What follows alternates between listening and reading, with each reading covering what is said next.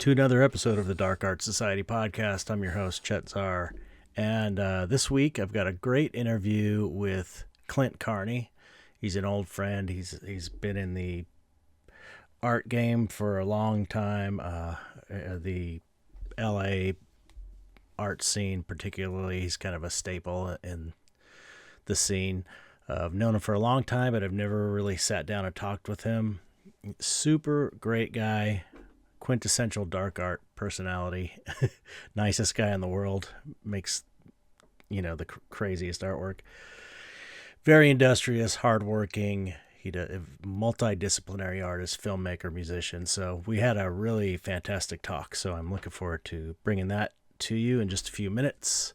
What's been going on with me? What has been? I've been sculpting this. I got commissions. I got this Van Gogh, my version of the Van Gogh smoking skeleton I'm finishing another commission for a collector. I started this little Albert Hoffman study bust for a commission project I'm doing for another collector.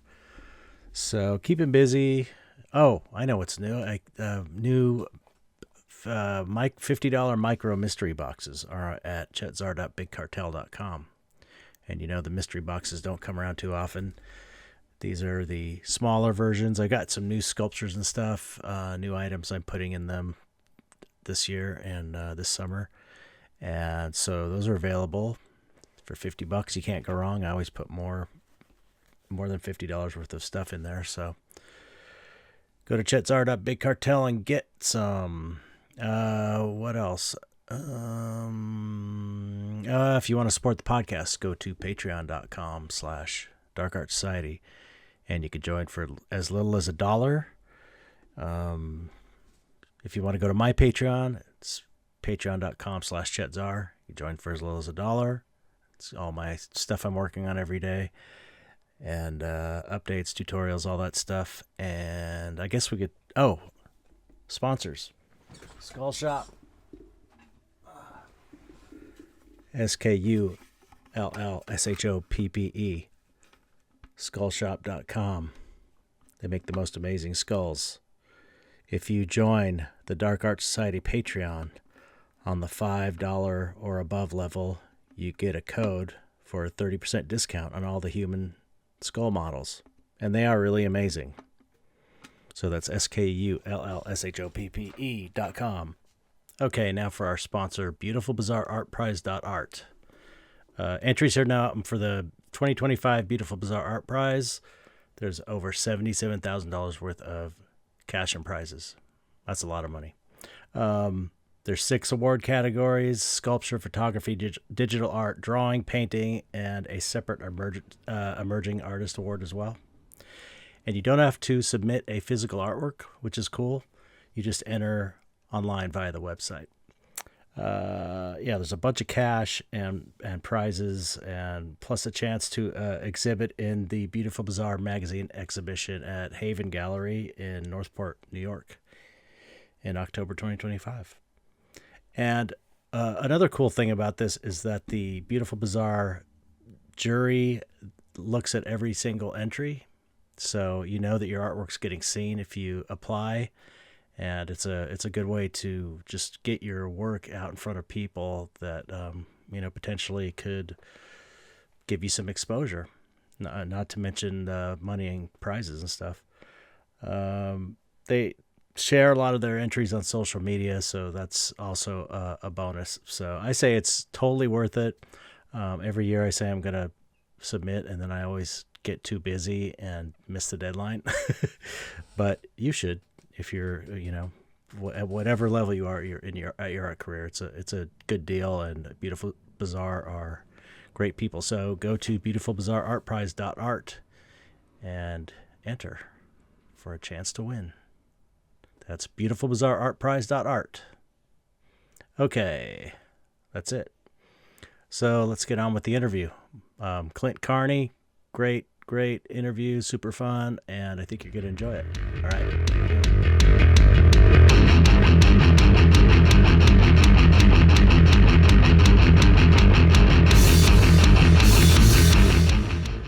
Hi, Clint.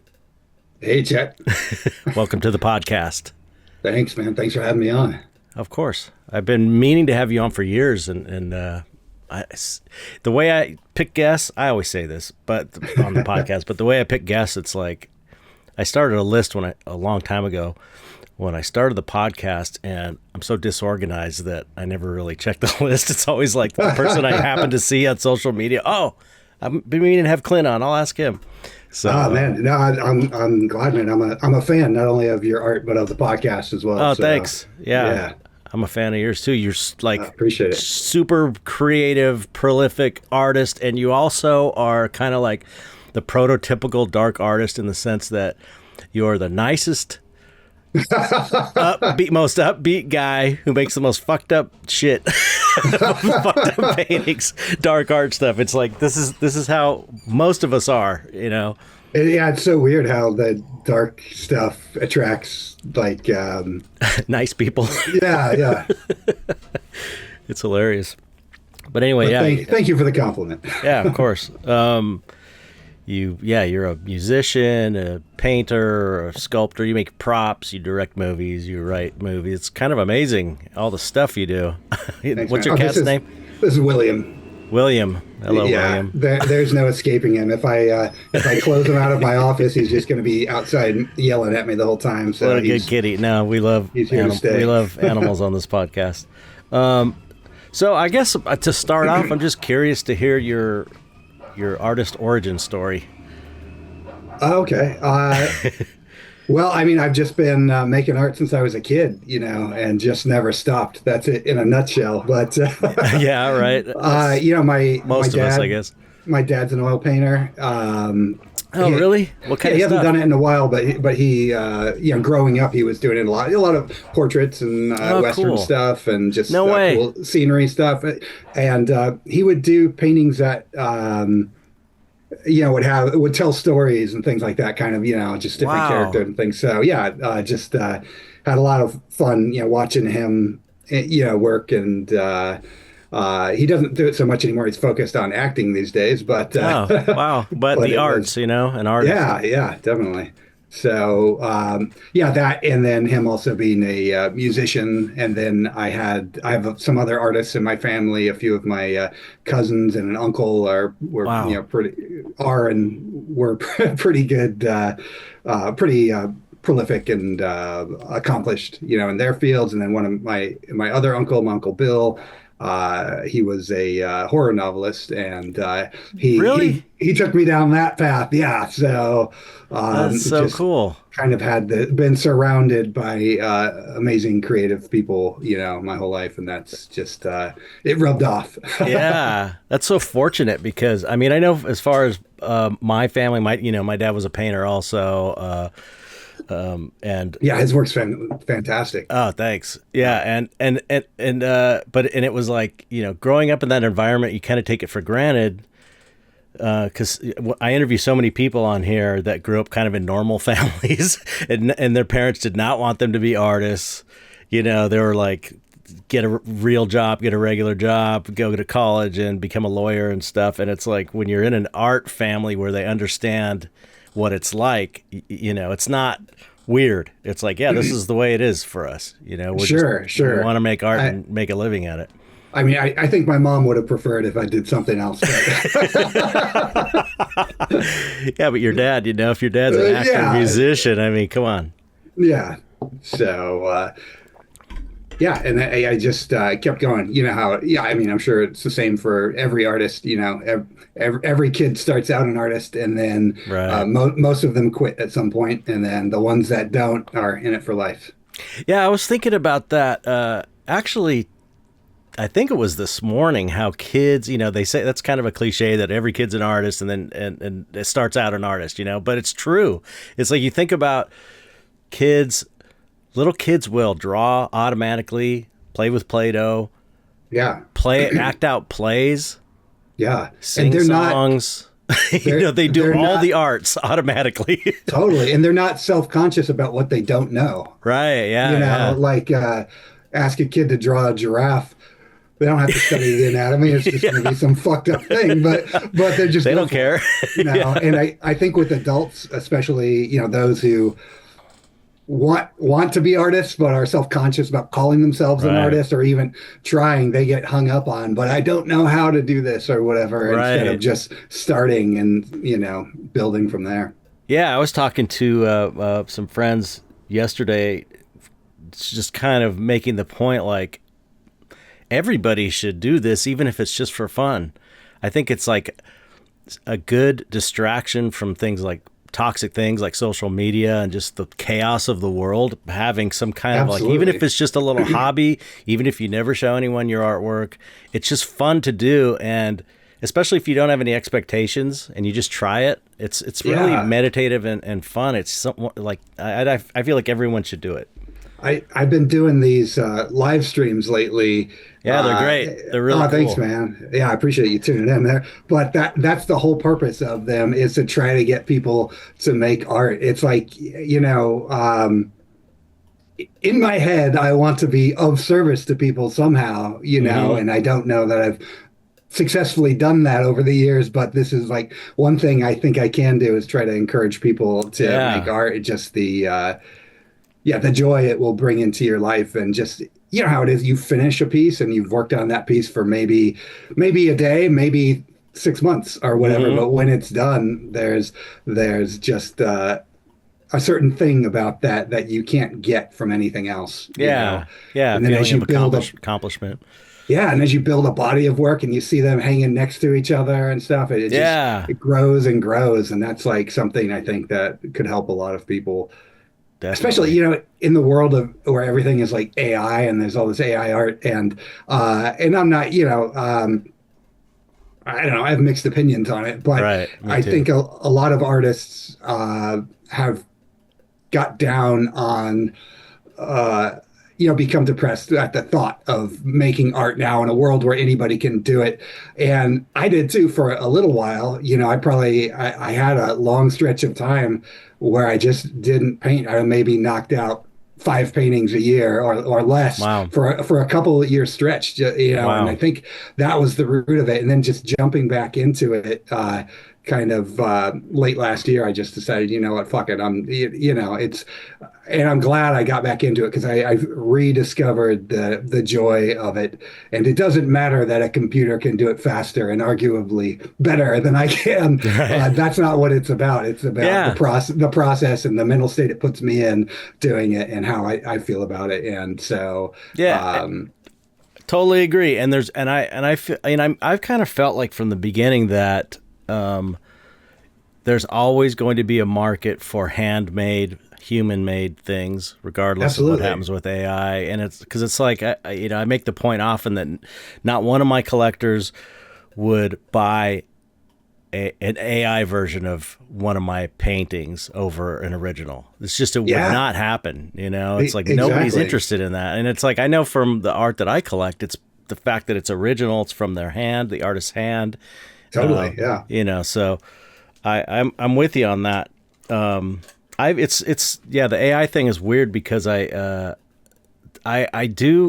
seen a friend of mine, he's learning to build these AI agents, they're called, where Yeah. it's Yeah. like, and it's really interesting where he's feeding it in his information, not gathering information Sure. from all over the internet in order for him to organize a project he's working on.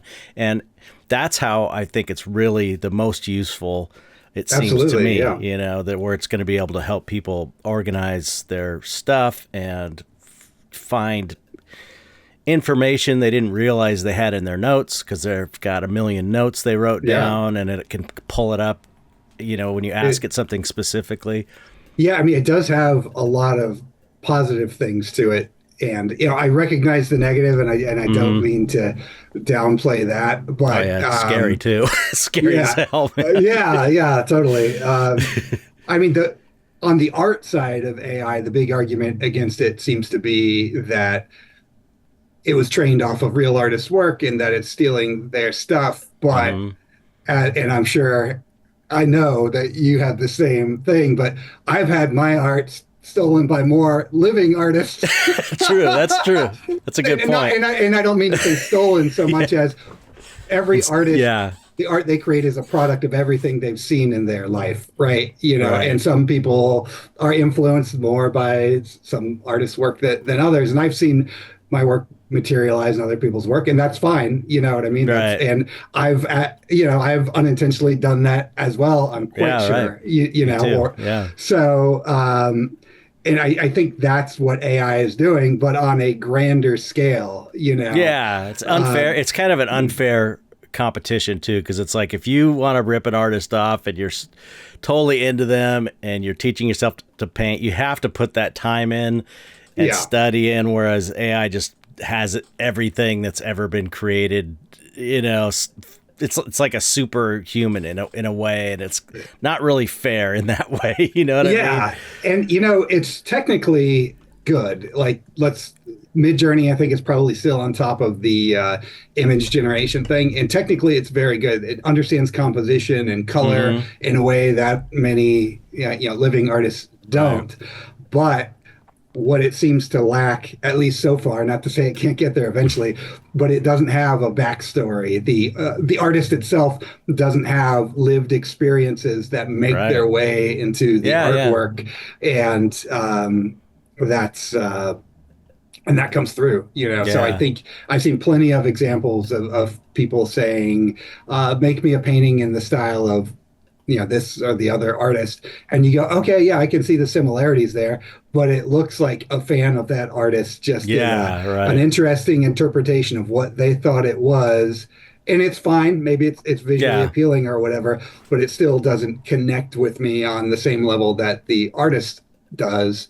The original art from the artist does, and I think it's because they have that lived experience, that human quality that seeps into the work itself. Right.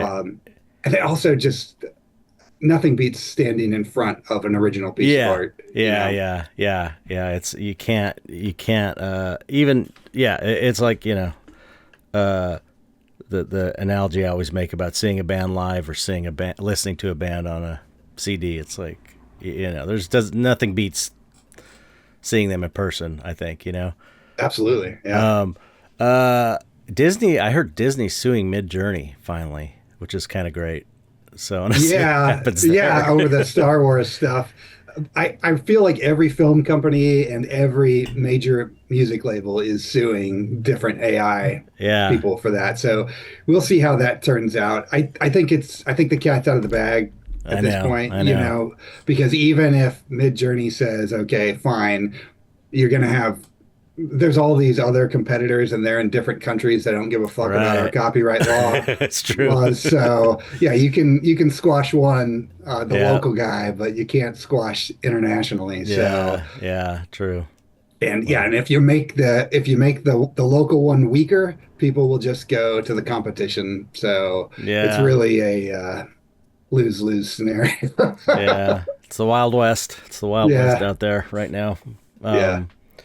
So, were you artistically when you were a kid? What were your first inklings of art? I was like a pencil guy. I used to draw all the time. That was kind of my first love. And I still kind of do, I think. Yeah, same. I drew all the time. I think how I started initially, when I was a kid and not good, and I think I've always been relatively self-aware at my skill level. Like even now, I know I have just, that's the cool thing about art, right? Is you'll never be the best. Right. There's no way. You're learning with every piece of art, and so I loved drawing. But one thing I would do as a kid is I would always ask my dad, or sometimes my uncle, to sketch like skeletons for me. and so, my dad would draw a skeleton and then I would draw on top of it and, give him a pirate patch and a hat and, stuff like that. That's smart. That's smart. And then, but I was one of those kids that was just always drawing in school, like in the middle of class. I probably drove my teachers nuts. And because of that, I actually got really used to drawing in ballpoint pen. Oh, wow. So the cool thing about that is that you can't well, you obviously you fuck up, but you have to just learn how to correct your fuck up without erasing. Right. And I Yeah. think Which is a good skill. You yeah, know? so just by doing that, that really helped me later on as I became a painter. Because I mean, you saw it in the live stream. I just fuck up left and right, but I just, just paint right over it. There's Yeah. no, yeah, That's what it's all about. I yeah. remember in the 5th or 6th grade, you know this when you really get serious about art as a kid or just like wanting to improve, you make these huge jumps. I don't know if you remember doing that, but I remember when I discovered shading and I was like, wow, or, just cross hatching Yeah. and like every drawing you do, you're trying to get better. And then when it's really good, you're like, I did it, because you're never sure you're going to do it. And I remember one time it was 5th or 6th grade, I was drawing this picture of Kiss and it was really good. Like one of my best drawings. And Yeah. the teacher's like, stop drawing, put that away. And I just was like doing this last little bit and she took it and ripped it in half and it just like tore me up. I was so pissed. Oh man. But my mom was so cool. She like went down there to the school for that and totally bitched the teacher out. Oh, awesome. Hell yeah. Yeah, so I had big support from my parents when it came to my artwork. Yeah, what a bitch. Awesome. I was so pissed at her. Like that, one of the breakthrough moments for me like that was there was like an art contest. I think it was also 6th grade for me, and I was just copying a photo from Fangoria of Anthony Hopkins from Dracula holding the severed heads of the vampire wives or whatever, and freehanding it, but looking at the photo as a reference. And then by the time I was done, I was like, holy shit, it looks like Anthony Hopkins. And that was the first time I ever actually captured a likeness. Right.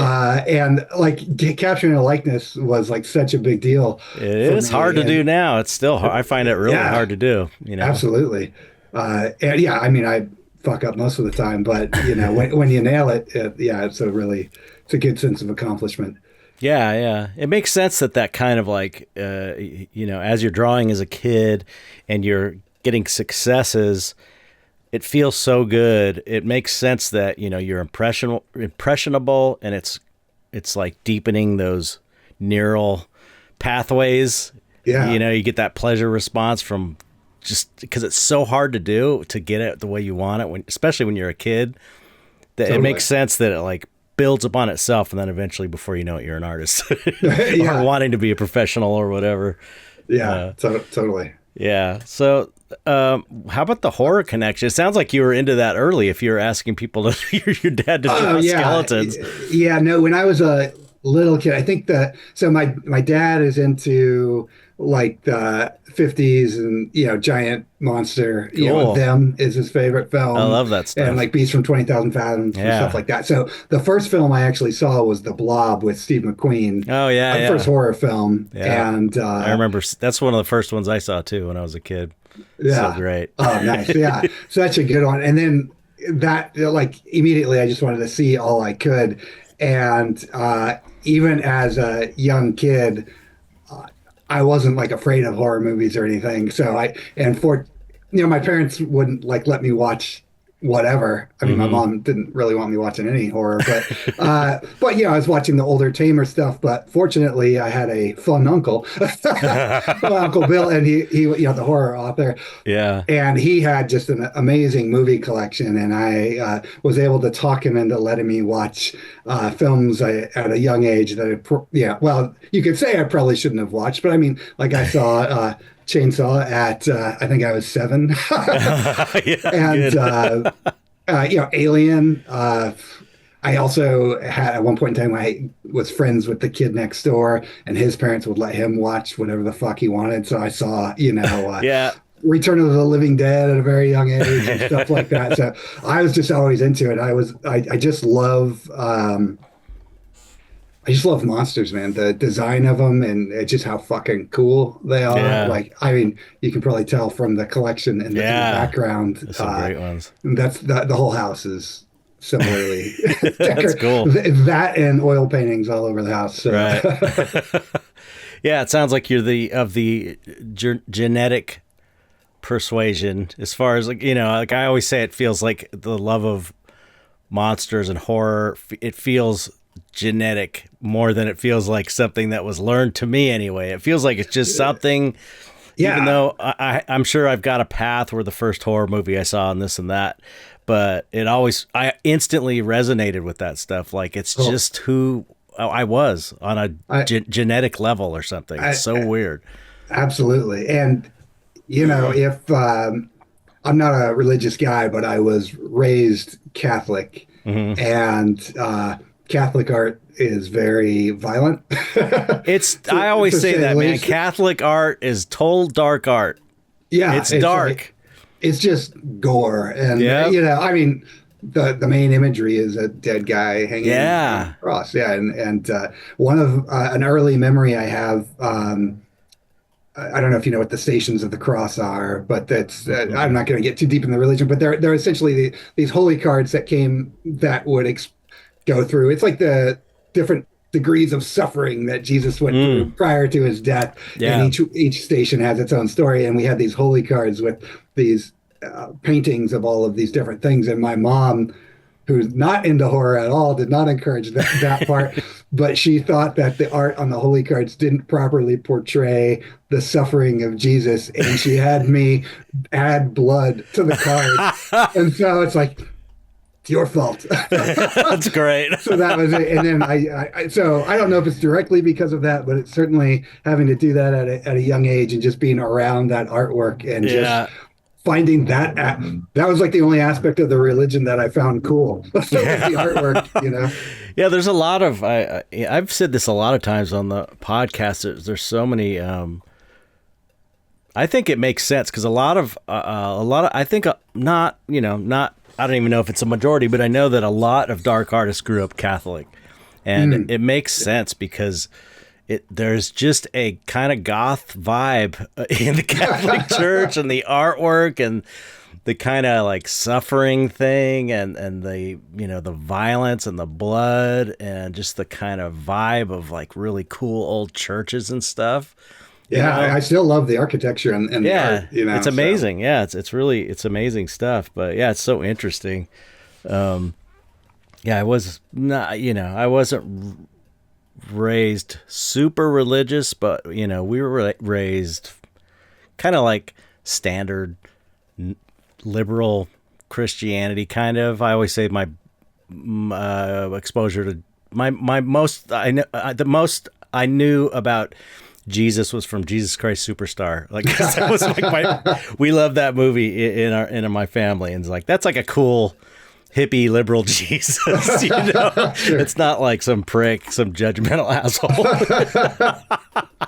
So I had it pretty easy in that way. I know a lot of people that do this kind of thing who grew up in religious families where they're thinking that their kid was possessed by the devil because he wanted to watch horror movies and draw monsters all the time. I had that. I'm not going to call anyone out, but I did have certain members of my extended family that were very negative. I'm still, I think, the black sheep of the family on one side of it. At least. It's funny though. Like I said though, because you are the nicest guy. You're like the nicest, most positive guy, upbeat guy. I have friends of all different religions, and I don't, again, I'm not religious, but I don't care if you are, but that doesn't, not everyone has that same outlook, I guess. But I think all you can do is, I'm sorry to cut you off there. No, go ahead.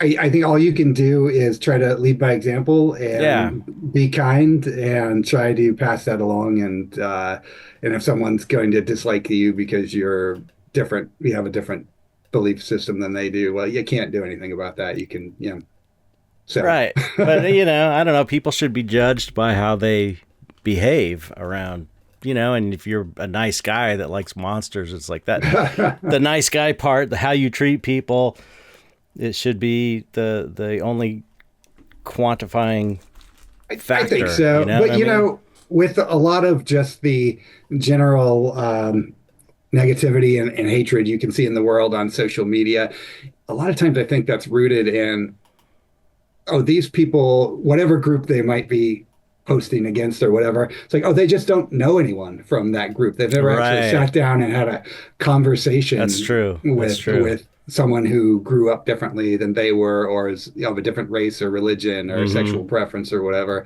Yeah, Um, it's totally which is true. too bad, because anytime you close yourself off to a whole section of people that you don't understand, you're really limiting how rich your life can be, Yeah. you know? Yeah, it's true. It's true. So I see that you have the Keith Ward mummy Topstone mask. Yeah. Only the true nerds will know what I'm Yeah. talking about. And I got the Topstone Ghoul back there behind me too. Yeah.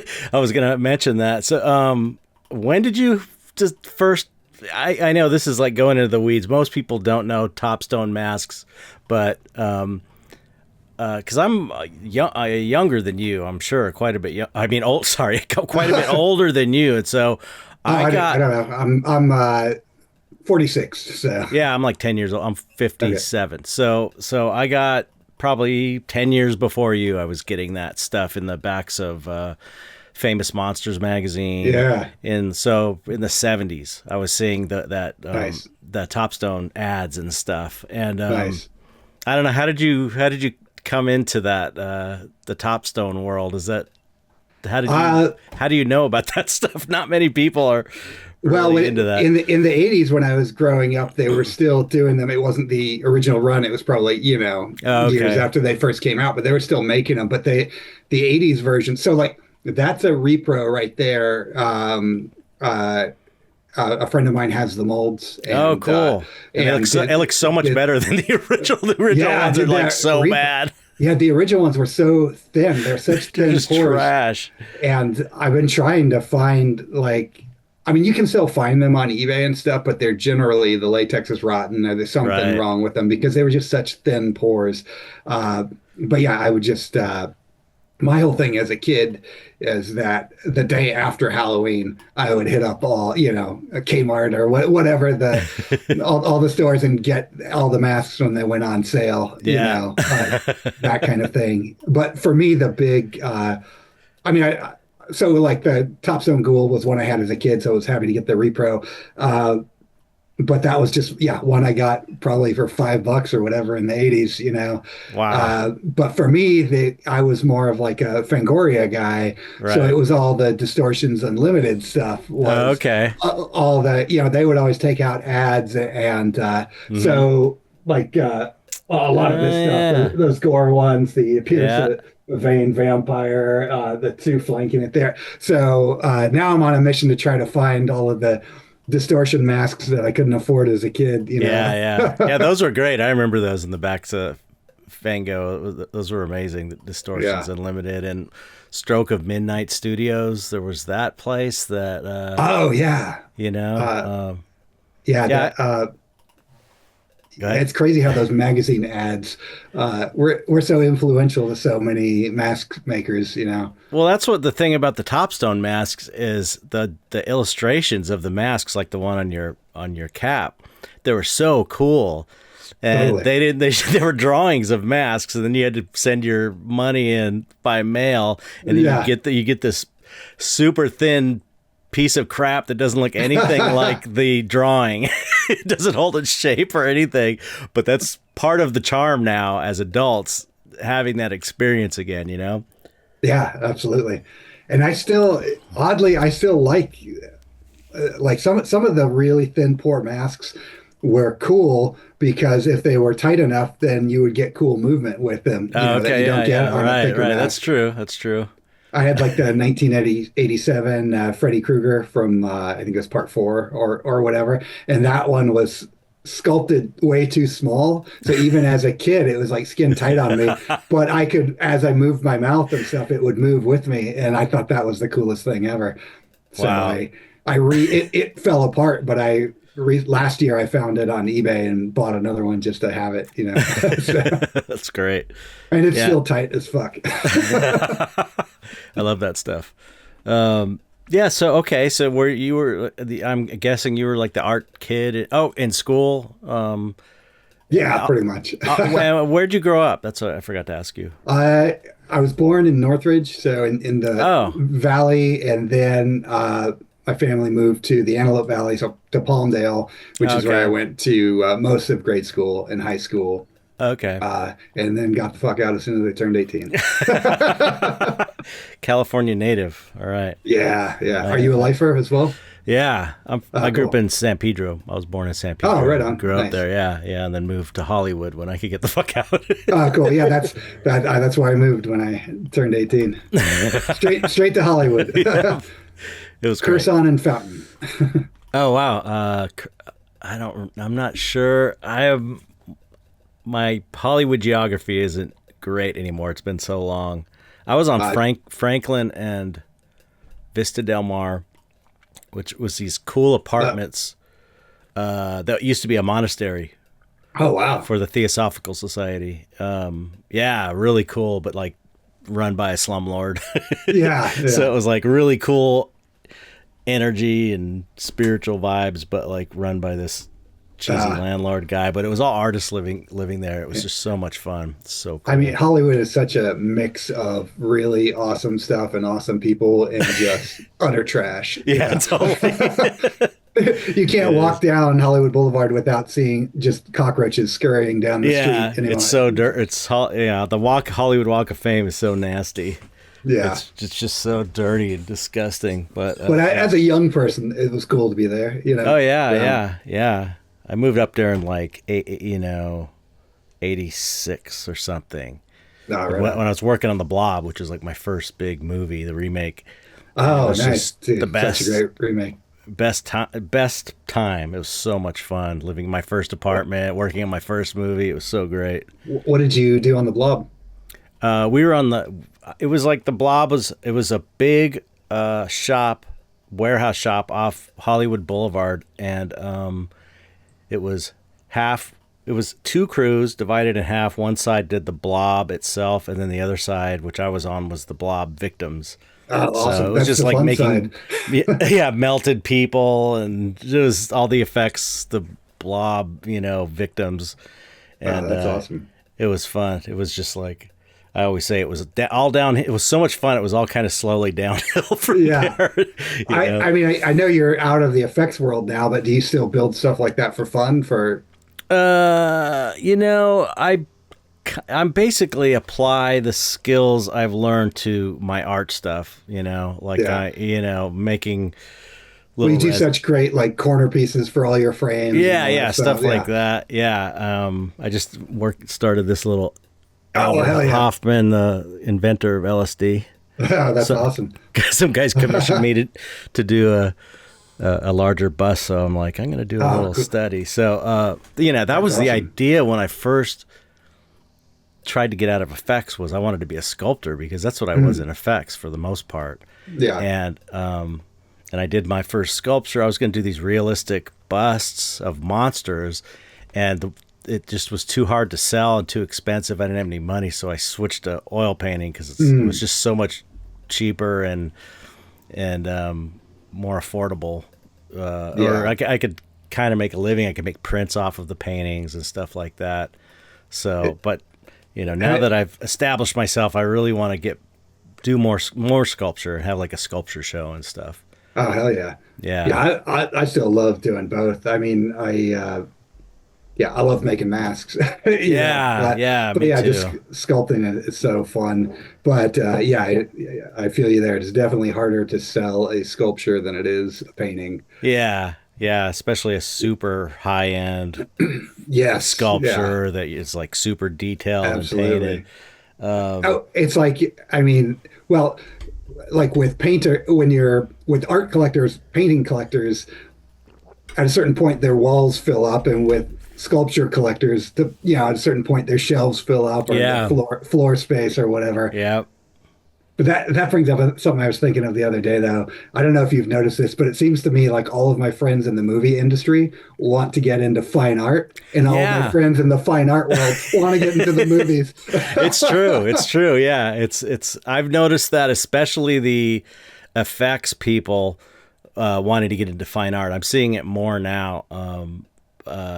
finally, because I was thinking that more people would be doing it by now, because that's what everybody in effects, we used to just bitch and complain all the time about wanting to do fine art, and nobody ever did it, and so I finally did it. You paved the way.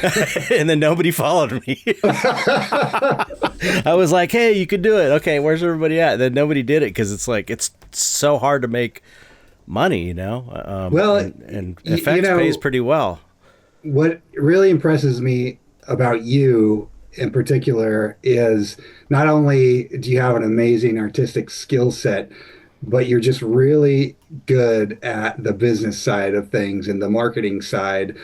And that is the hard, I think most artists just don't have that in them. Yeah. And that's something I think you have to cultivate for a lot of people. It just doesn't come natural. Artistic people aren't natural salesmen, Yeah, no. And I try to be good at that, but I fall short all the time. And I always look to what you're doing or like what Cam Rackham is doing. And there are just certain artists that like really have seemed to capture have that ability to market the art and to get it out there. Because ultimately, it's like you can make all the art you want, but if no one sees it, right, you can't pay your bills with it. Yeah. No, I appreciate that, but it was very much like I didn't know anything when I was starting business wise at all, anything about business, and so it was like. It was on a need to know basis, and so I was like buying books on art marketing and just kind of doing what I could, and it was definitely a learned skill, as well as like learning to not be so shy and talk to people at shows. Yeah, that was like the nightmare at first, going to an art show, trying to network by myself. It was so like, I hate this so much. That's the hardest thing. Like even to this day. Like I have an impulse to like want to cancel plans if I have to go out. It's like, I'm going to go out to a group and I know one guy there and it's a room full of strangers. And my impulse is to like, just like, I don't feel like being around people and meeting new people. But if you force yourself to do it, good things come out of it. You meet lots of new cool people, you get to see other art, and it opens up doors that won't open up for you just being at home or even online. Absolutely. You gotta have that human connection. Yeah, and you're glad you did, or at least I'm always glad I did after the fact. It's just before the fact I'm like, totally. I don't want to leave the house. Yeah, especially like for me, I live. I know you're not in LA proper either. I'm in a suburb as well. Just north of LA. I'm in Valencia. It's like anytime if there's a show in Santa Monica or downtown or whatever, it's like, do I want to drive an hour? And then a lot of times I just don't do it. But then I kick myself the next day. Yeah, right. It's just a fucking hour. Why don't I just do it? I could have gone and seen. And I see the footage or the photos after. I'm like, all my artist friends are there. What was I fucking doing? I know. Stayed home and painted, but Yeah, right. Yeah, you're about as far away. You're maybe a little further away than I am from everything. So everything is a drive for me too. 45 minutes, 50 minutes to get to Copro and. Without traffic, so it makes it easier to not go anywhere. Yeah, but yeah, it's a skill you gotta force yourself to do though. Yeah, I feel like, especially when you're starting out. I'm trying to get better at that still. This day, a lifetime in the business, and I'm trying to get better at it. I got to the point where I still don't love it, but I can do it. No problem, and I don't feel nervous about it. I used to feel nervous about going to every art show because where I didn't know if I didn't have like one or two people with me to kind of like be a buffer, or just to feel like I wasn't alone at a bunch of strangers. Yeah, I feel that too. Yeah, I think a lot of artists are like that. Yeah, I at some point in time, I don't know what the turning point was, but I got over it. I think. So I'm a musician too, and would always have to be in crowds of people to do that. And at a certain point, well, probably way too young, I just started drinking, and that helped me get through those things. And then I quit drinking probably like 15 years ago now, a long time ago, and that was when things got really hard for me to be out in public because suddenly I was out sober Right. in a room full of and I didn't have that buffer anymore. But after I did it enough times and played enough shows sober, I think that was what did it. Now I can be I can be in front of thousands of people, hundreds. Right. I can be in a room full of people I don't know, and now I'm just totally fine with it. And I for some reason that was the path I had to take to get comfortable being out there. But Right. yeah, it worked. Yeah, Yeah. you have to take away the crutches, and then you have And just do it. sink or Just, swim. Yeah, yeah, force yourself to do it. I always thought it was weird because I was in a band for about 10 years, probably the mid late 80s to the late 90s, late 80s. Yeah, late 80s, late 90s. And I liked the music. I felt confident in the music, and I was like the front man, like you are in your band, and I didn't have an issue at all getting up and playing in front of people, which was I was so shy at that point, but I felt like it wasn't me. It was more like I felt confident, like I was hiding behind the music in a way. Like I felt like the music was good, so I don't have to feel shy. And it's like I never had a problem getting in front of people and playing. It was the weirdest thing. I get that, man. It's something about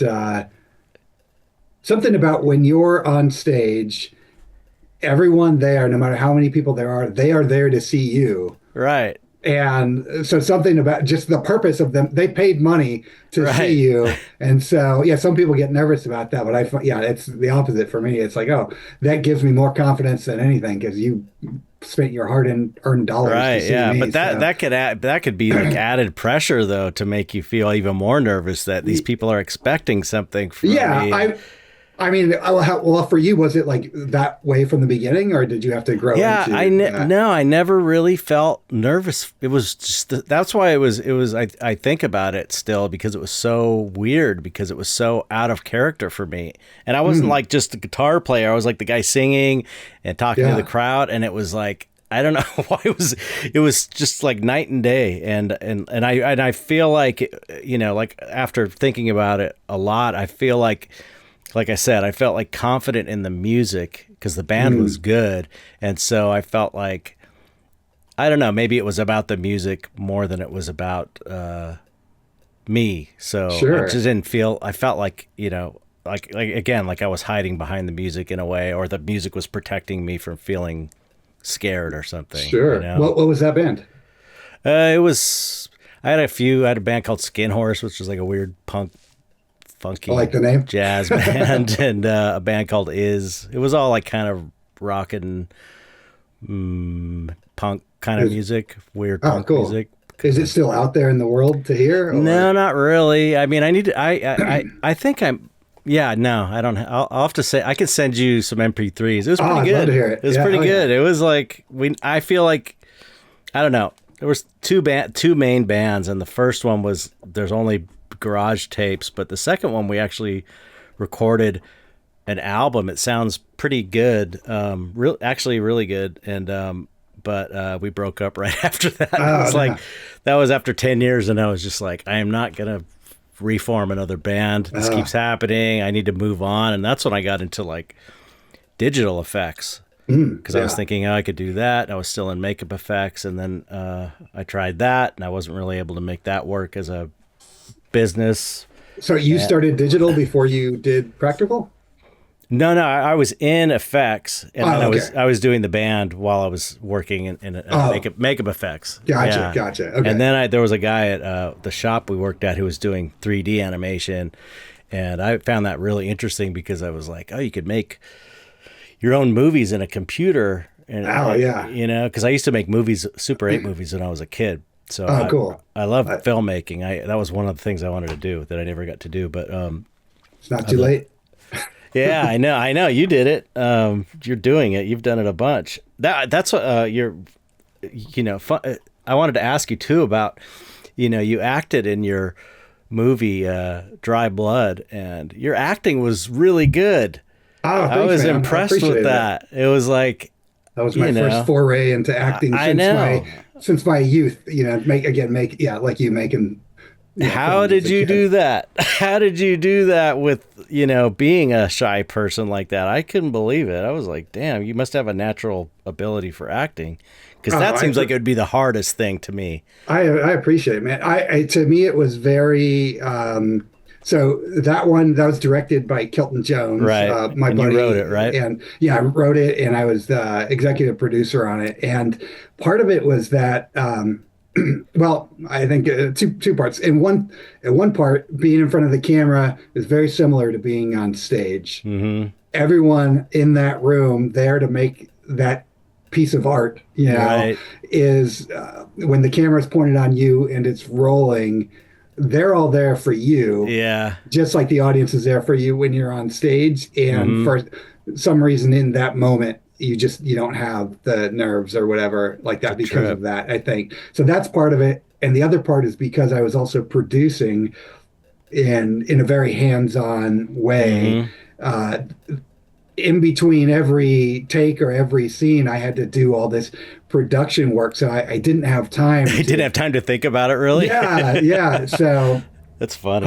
and then because I wrote the script, I already had everything That's memorized true. because I wrote it. So I Oh, wasn't that's true. having to Yeah. worry about like, learning stuff or whatever. But, yeah, I found a love for acting and doing that movie, and I've done it a few times since. Never in a role that large, just bit roles here and there. But I love it now, and I Seems hope like it to would be do more fun. in the future. Yeah, It I bet seems like you'd it would be be good at it fun. too. If you could let go, it's like you have to let go. I can understand letting go of your inhibitions enough. I kind of feel like anybody could act, and the only thing that keeps you, because we all act all the time, Yeah, because these are like our personas, and we behave different with people we just meet. yeah, Or acting, because you don't really know them, and so we have these different personas, I feel like, that we put on. So everybody sure. is skilled in the art of acting for the most part, and They on just don't some, know it. yeah, exactly, to some degree they're doing it, but when it would come time to actually doing it, you would the insecurity about it would screw everything up. And if you're able to Sure. like let go, it seems like it would be really fun to do. Yeah. Well, again, it's very similar to being on stage. Like Yeah. I've had, I don't know if you had this when you were in a band where you would have people that you knew outside of the music world, just friends or Hmm. colleagues or whatever that would come to a show and see you perform, and then after they'd be all that like, holy shit, that's like you're a different person on Right. Yeah. stage, Yeah. Yep. but you're not. That's Yeah. just a part of you that you don't let out in normal Right. conversation with people, but that's still a part of you. That's more kind of the true you than anything else. I think you just Yeah. let go of True. everything that you hold back around Hmm. people. You don't have to hold it back anymore, and that's what acting feels like. I think is just not holding back anything that you do in polite conversation. Right. Yeah. Yeah. Yeah. I I mean, actually. Oh no. Go ahead. I don't mean to talk about it like I'm a fucking great actor, and I'm not. I'm learning and trying to get better at it, But Yeah. it's a fun process, and I enjoy. It's a different form of art. It's a different art form, and it's Yeah. something like nothing else. So I enjoy it for that. If there's a new form of art I haven't tried, I love trying it, and this is just Yeah. another Right. one. So Yeah. Yeah. yeah. That's one I never really tried, except I got in SAG for Oh yeah. puppeteering. So Oh cool. that's how it affects people used to get health insurance. Is Oh It's considered a performance going with a radio controller and making the brows go like this on a nice. creature. So it was sort of a loophole that we got in, and so I got in that way. And on Haunted Mansion, I was a ghost in a Oh a cool. terrible Eddie Murphy movie, and I still like it, man. It's oh fun. man, I've only seen it once, and I was like, I didn't like it. But I mean, visually, it was amazing. Yeah, I mean The yeah. crypt scene with and all that shit. We made the zombies, which is like one of the funnest things I Oh, ever got to cool. do. Like no oversight. Here, make a bunch of zombies. You're at Rick Hell Baker's yeah. shop. There's all the supplies you need. You can do whatever. Make it look as cool as possible. It's so much fun. but I was a ghost in the graveyard scene. I think I'm cool. pouring tea. It was, and it's just for a split second. Man, I'm going to go back and watch it. I was also in the Planet of the Apes with as an orangutan lighting the bong that Rick Baker is smoking. No Rick way. Baker's a chimp. Yeah, and it's a quick pan. Oh man. But yeah, it was super funny. But the Haunted Mansion one was so it was so painful because I was with like real actors doing these scenes, and I just didn't know. I just couldn't let go in that way. I was too self-conscious. And Even in the makeup?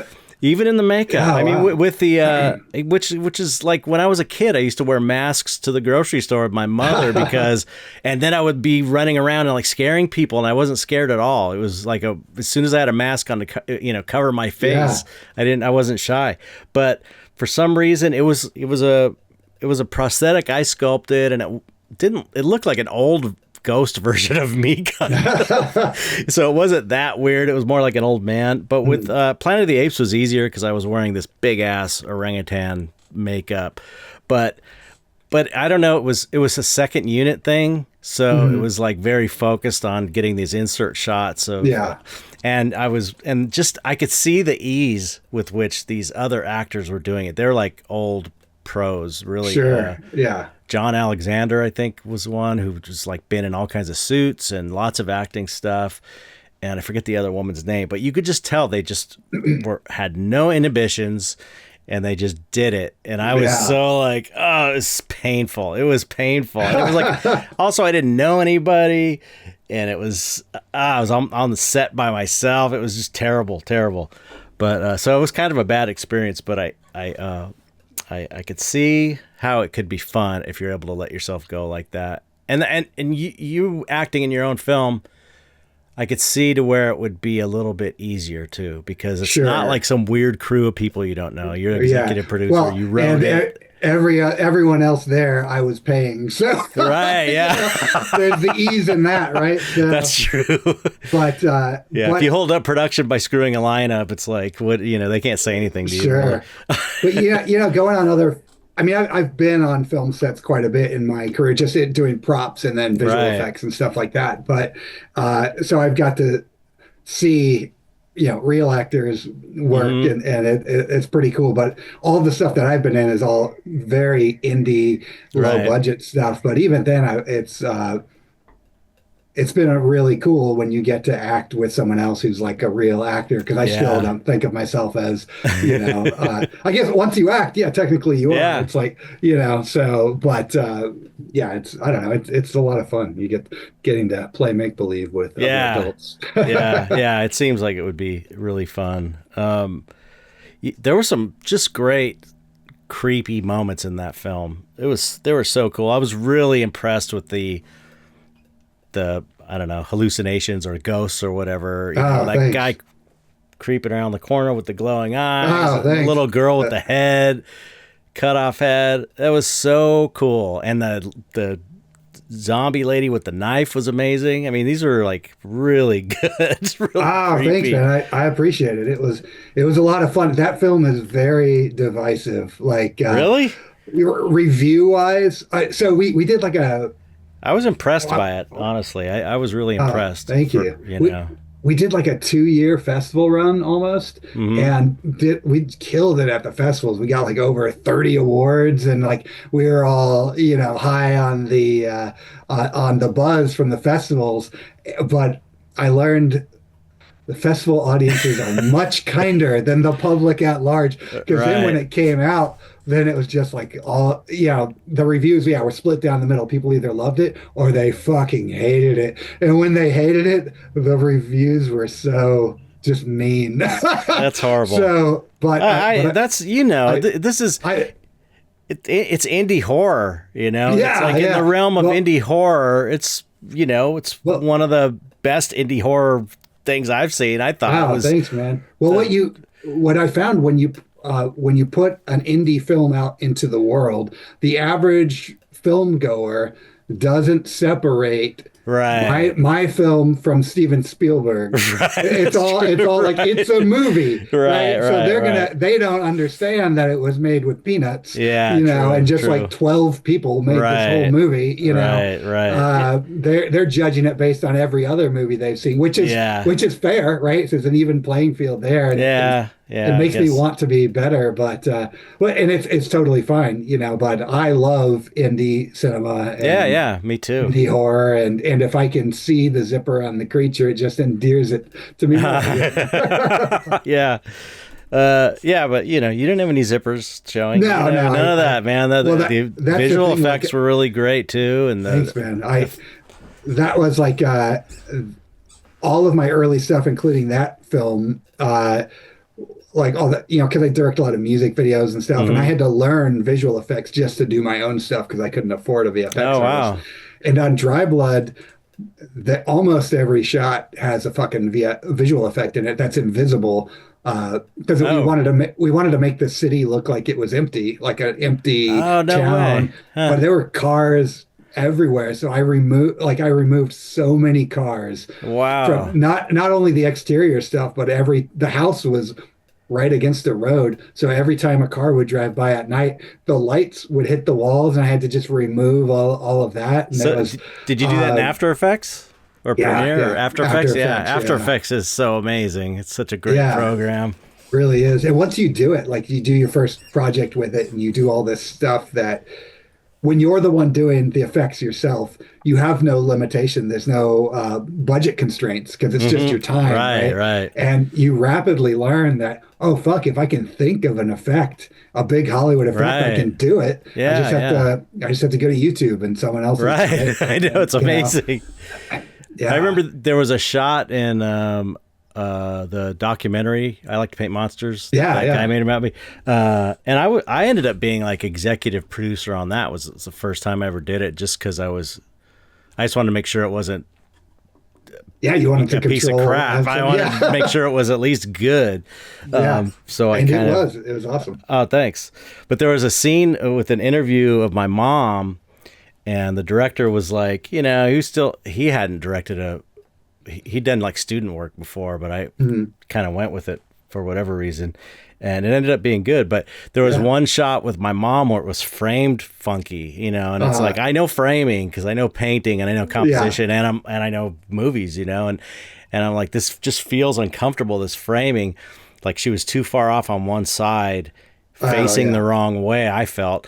And so I just cut this part out, moved it over here, and rebuilt the other side of the room based on nice. in Photoshop. Yeah. And you can't even tell if you see any of the interviews of my mom, that was all like half of that was constructed in After Effects, and it's like that's awesome. It's so amazing. You can do so much with that program. Totally. I love it. Just this last Friday, a film that I was the VFX supervisor on just came out. It's called, quick plug, it's called Alma and the Wolf, directed by Michael Patrick Jan, who was, the creator of The State in Reno 911 and wow. directed Drop Dead Gorgeous, and just a really rad filmmaker, and the whole crew was awesome. But I just, me and the practical effects team that I was working hand in hand with, Jim Ojala, I don't know if you know him. He's got a great crew of guys, and he's very talented. I'm so out of the loop. All the new effects, I don't know any new people. He came up with like in Trauma, doing stuff like that. But now he's obviously expanded. With what? Trauma. Oh, okay. Okay. Yeah, that was all. They're East Coast, so they never really mixed with the West Coast people very much, Yeah, now he's in LA and stuff. Oh, cool. But we just got together with the whole practical crew and me and just did a screening of it recently, and all of my work, I would say 99% of my work in that film, you cannot even notice.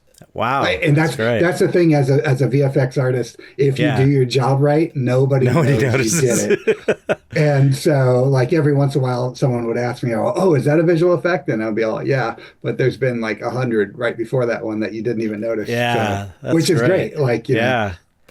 How did you get into visual effects? Was that after because you do Well, props and stuff too, right? yeah, so I've been doing props for a long time, and I was directing. I did a Kickstarter for a music video for my band, Hmm. and that was my first experience doing a crowdfunding, and I didn't think to work into the price of the prize tiers, the shipping, right? Oh And man, s- I got and s- nightmare. I'm still dealing so with my Kickstarter for uh, dystopia. It's a yeah, nightmare. yeah. So it was all like physical merchandise and shipping, and Uh, by the time I was done, I had like $1,000 or something to make this highly ambitious music video. I mean, I had right. storyboarded it and done the animatics, and it was just crazy. And I didn't know, right? So I went and did. Had different VFX artists bid on the work that was in it, and I was getting like, $25,000 quotes back, and I was all, I have $1,000 all in, and I have to pay the crew to film this shit, so I guess Right. I'm learning how to do this. So I went to there's a website. It's still around, but it's not active anymore. It's called Video Copilot. Hmm. Andrew Kramer, shout out to him. And it was just like, is everybody I know that is into After Effects learned from this website, Oh at least the wow. people that learned around the same time I did. And so I just did all of his tutorials a ton of times, and then whatever else I could find on YouTube, and I just learned how to do it. And then once I got into it, I was all, oh, I was being under ambitious with my animatics, and then it became every shot of the video was a visual effect, because now Wow. that I knew how to do it, I didn't have to pay someone else. Hmm. Budget was not an And it's option. fun. It is really Yeah, fun, I it's think. absolutely fun. Yeah, but what what I learned from that was, well, not only the joy of doing it, but all of the quotes I got back being so high. I was all, oh fuck. I can make more money doing this than I can doing props, and there's no overhead. You buy some software and some Right. plugins, but I'm not buying. Half of my budget isn't going to chemicals, and I'm not wearing a Right. respirator all Right. day.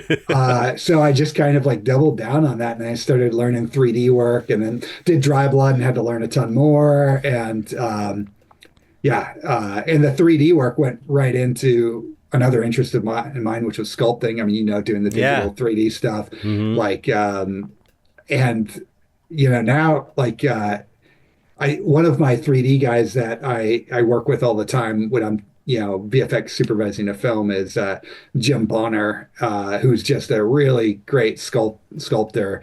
I don't know if have you seen all those awesome candles at Hyena Gallery? Yeah. Yeah. Yeah, he sculpts all of those. Oh, So those are great. Those are great. I want to do some. yeah, It made me want to do candles. See, yeah, he does. They're he's so good. amazing. And one of the things that I learned from him is that when we work on a 3D project together, he sculpts it physically, does a scan of the sculpture, and then Oh, animates it from there. that's So, cool.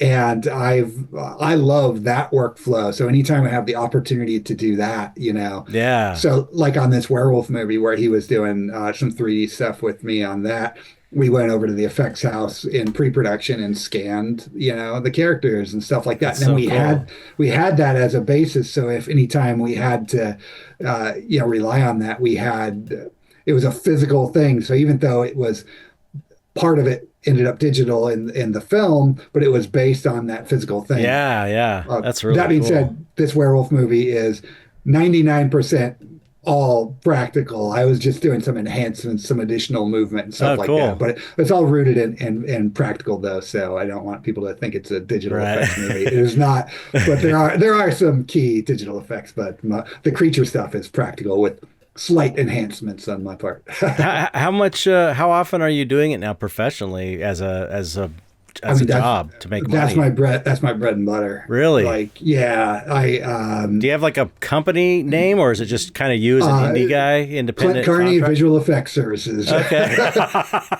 Excellent.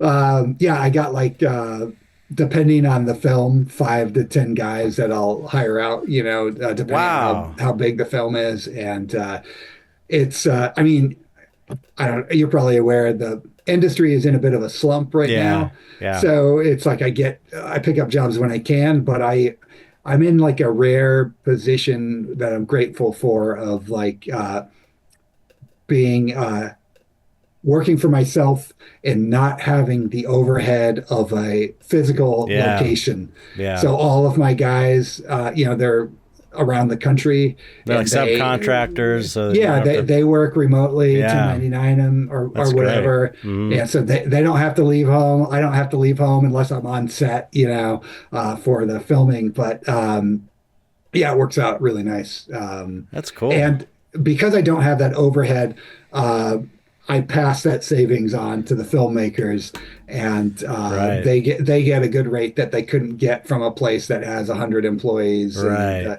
and stuff. So I've been working steadily for the most part even in a climate where a lot of people aren't. So I'm very grateful for that. That's So so cool. Yeah, thanks. I was really, I got, at Spectral Motion. I helped them start their digital. They had a digital department Oh, for a cool. while. Now, I think now it's more like a design room, but, Mm. the idea was to bring digital stuff in there. And I had started a company a few years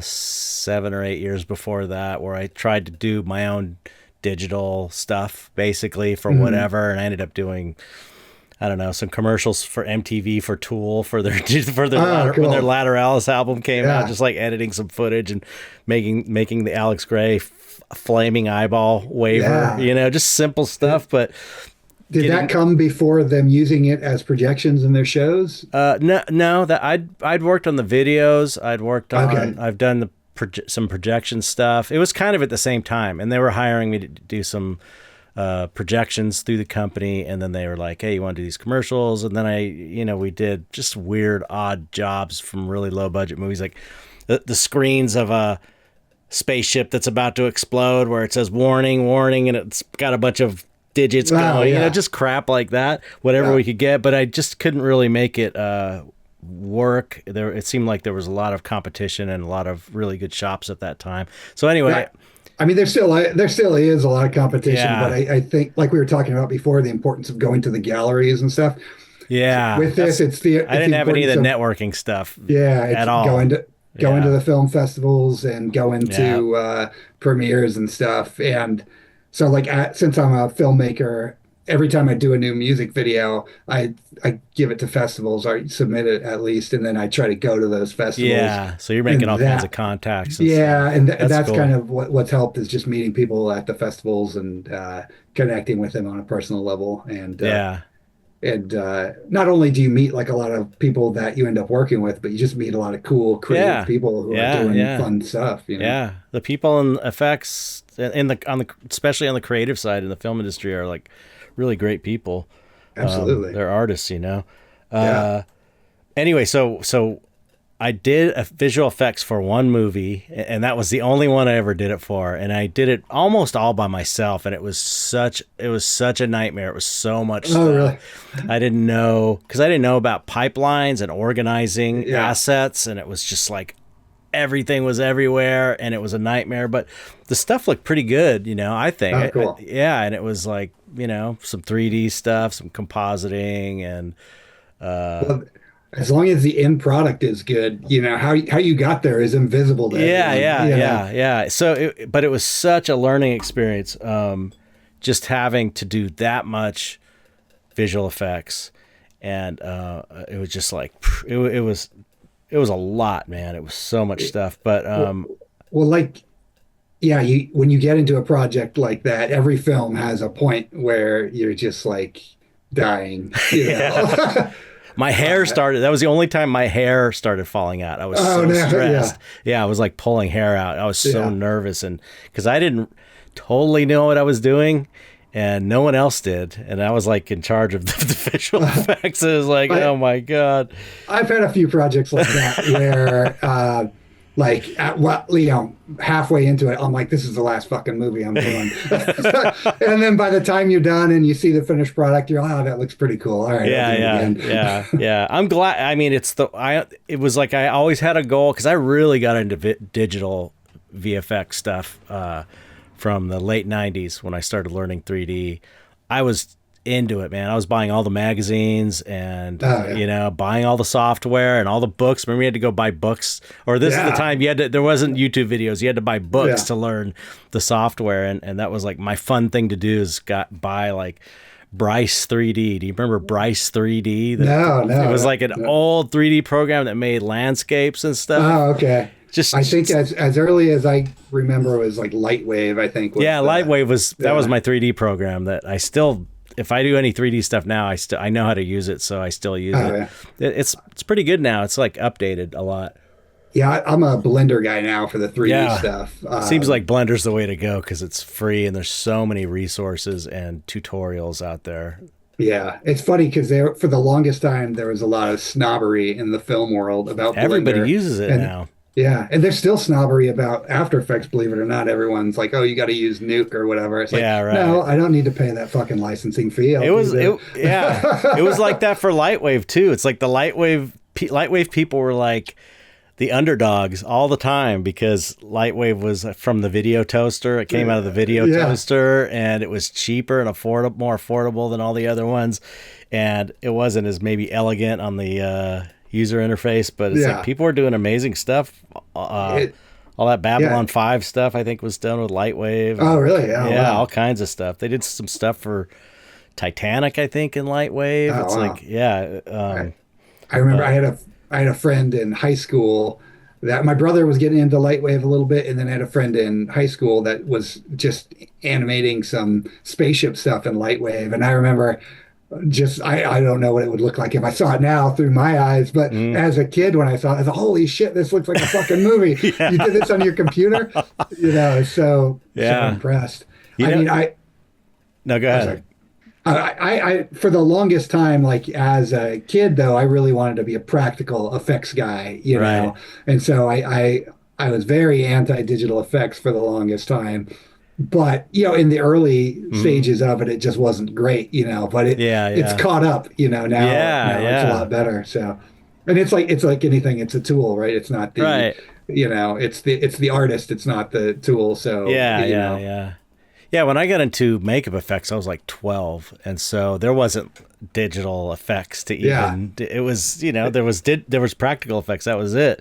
And I was, always into that. But when digital came around, I was like, I just thought from an art perspective, being able to make your own movies or music videos or whatever seemed so much, because it's almost like an extension of a stop motion movie in a way, and you don't have to deal with physical sets. And I don't know, I like the idea of it, so I like totally got into it. But eventually, after that visual effects, it was this movie called Altered. It was the Blair Witch guys.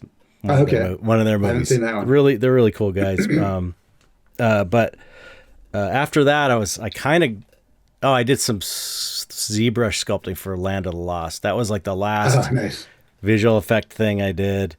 And I don't know, I started painting right around that time too. So I just went full on into oil painting and kind of been here ever since, Oh, so you didn't grow up oil painting? You came into that later? Yeah, not really. I would like dabble here and there, acrylics, but I was always drawing, and I was doing stuff like creature design and Photoshop, which is kind of like painting, so I always had my hand in a little bit, but I didn't really decide I was going to teach myself to paint until like the year 2000. When I was working at Rick's, I would do it on my lunch hours. I had a little easel set up.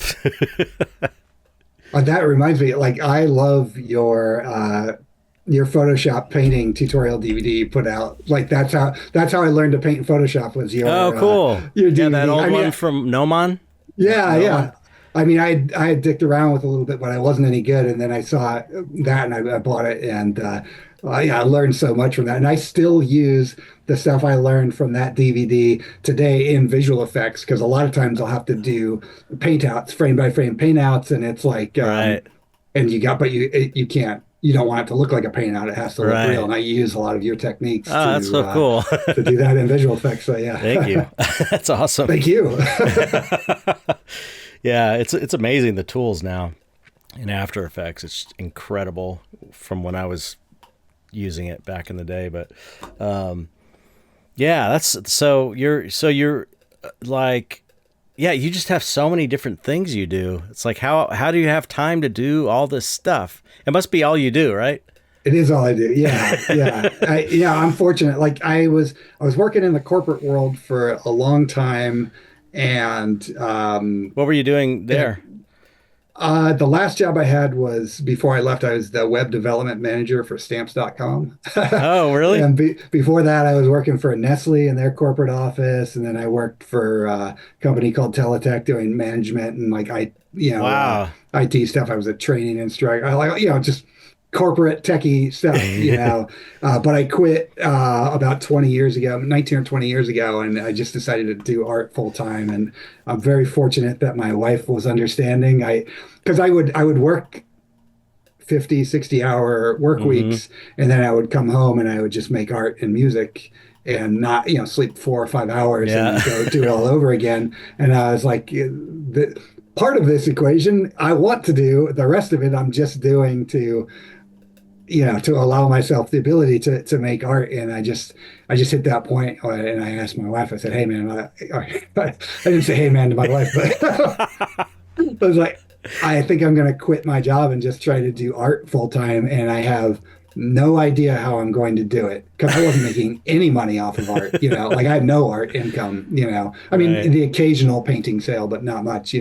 And so I just said, "Are you cool with just being poor for like a couple years? If you give me 2 years, I'll figure it out." And she believed in me and was like, "Yeah, just do it," That's because she could amazing. see how miserable I was, Yeah. doing that. And I just dove into it, and I did everything I absolutely could. I would go to Craigslist every day, look at the gigs, and try to get as many design gigs or art gigs as I could. I had a thing where I would do 5 paintings a day for eBay.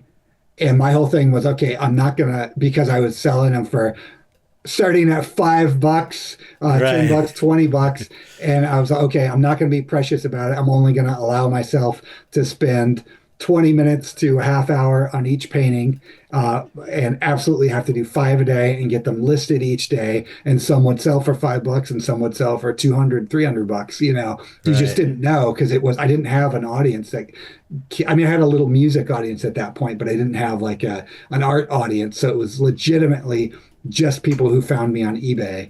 And Wow. I would just hustle and do that. And because of that, it made me a better painter. It made me Yeah. way fucking faster at Yeah. painting. Um, and then through that, I found some collectors would like buy my stuff and then like hit me up. And well, we have a mutual friend, Chip Jocelyn, right? Oh, yeah, He yeah. he found me on eBay.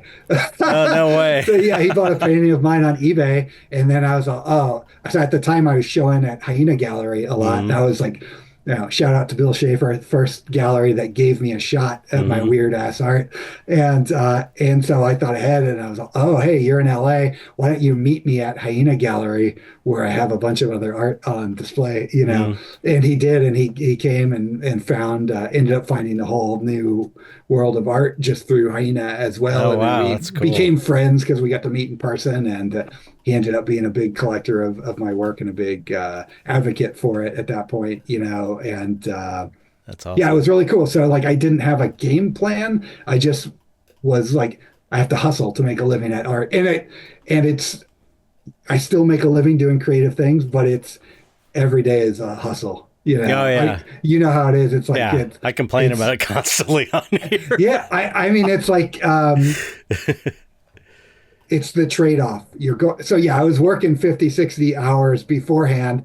Now every waking hour Yep. I'm working, like, Yeah. but I'm having fun. I mean, this is Yeah. It's way technically better. working. We're talking, but it's Yeah. like Yeah. it's Yep. it's part of what you're doing.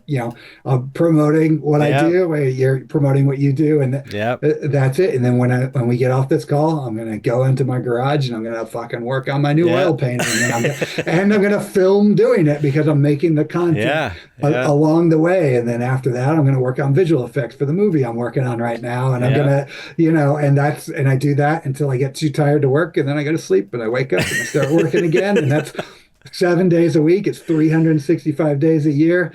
On Christmas, on my birthday, I'm still doing it, but that's the trade-off, right? I'm not working for anyone else. I control my own schedule, and you don't have to leave the house. Yeah, for the most part. Exactly. I get to spend all day with this hooligan and his sister, and and my wife works from home most days of the week, So it's so yeah, that's the that's basically my story as well. even down to asking my wife if she was cool if I, it was we had bought our house too. And I was like, we had just bought a house, and I'm like, I want to go full time. I can't take it anymore. She was totally cool with it. But I had been building my career like on the side while I was in effects for the first like 7 years. So I had a bit of a following that I knew I could sell to. Cool. But it wasn't like making enough to live on until I had to. And then I just was like, okay, I got to figure this out. But I had no plan, no savings, no nothing. Yeah, that's a very similar origin story. That seems to be the common thread of any artist I know. It's like you just basically, you better love it because you have to work all the time. You can do it, but it requires working all the time. Yeah. I sprung that on my wife. I think it was either the year of or the year after we got married. You roped her in, and then he sprung it on her. But she was in too deep. That's right. We've got a contract now. That's great. So I had like a little bit of a musical following at that point, but early stages, I didn't have virtually no crossover with the fine art. Right. But it's hard to make money with music too, even having a bit of a following, right? It's harder year by year. The same way, it's so wrong. I hate it. I hate that. I had like when I went to do, the creative stuff full time, I had 2 or 3 years where I made most of my living with music. Wow. But it was because I was on the road for half of the year. Okay. I was playing in 3 different bands, so I'd go from one tour to the next tour, and that's hard work. It was not like I love performing, and I love writing music. I love writing music more than I love performing. Same here, but I love being at home with my wife and my cats more. Yeah. So now I'll do like 5 shows a year, around there. I just go out, fly out shows, festivals, whatever, and that's perfect for me, That's so cool. Yeah. Yeah, it was like, so when I finally, my band broke up for the last time, I was like so bummed because I was way into, I wanted to make it, and because for the same reason, like I love recording and I love songwriting, and it was like performing was fun, but it wasn't the main thing. It was all about songwriting to me. But looking back at it, I'm kind of glad I didn't have any enough success to keep going with it, because it was like right after that, when the music industry started going downhill, and it's like, I feel I got into it when the music industry started going downhill. Right.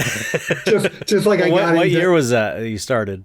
97, right out of high school, 97. Right, that's when my band broke up. 98. Yeah. So it was like, it was right before everything took a shit. Like so I'm like in that industrial genre, yeah, it's great. The music's great.